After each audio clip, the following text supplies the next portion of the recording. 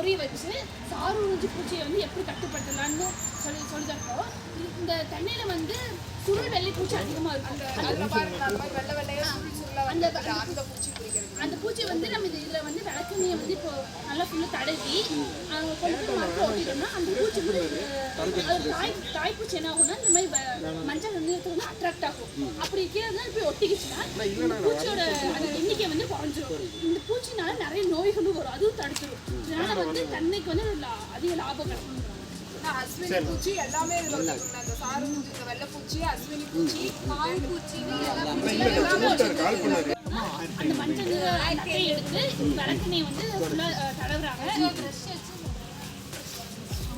ஃபுல்லாக வந்து நல்லா ஒரு இடம் கூட விடாமல் நல்லா தடவுனா தடவிட்டு கொண்டு போய் அந்த மரத்தை ஒட்டையில வந்து அந்த பூச்சி எல்லா பூச்சியும் ஒட்டிக்கும். இது வந்து மழை பெஞ்சதுக்கு அப்புறம் வந்து நீங்க மறுபடியும் ஒரு டைம் எண்ணெய் தடவி வைக்கலாம். அப்புறம் இல்லை தேவையில்லை, ஒரு தடவை ஒட்டிட்டீங்கன்னா கூட போதும். கண்ணு வச்சு ஒரு வருஷம் தான் அது இவ்வளோ எக்ஸசைஸ் பண்ணிக்கலாம். அந்த இடத்துல வந்து ஒட்டிட்டீங்கன்னா நல்லா இருக்கும். ஒரு சைடு மட்டும் ஃபுல்லா தடவி இல்லை ரெண்டு சைடும் ஃபுல்லா தடவி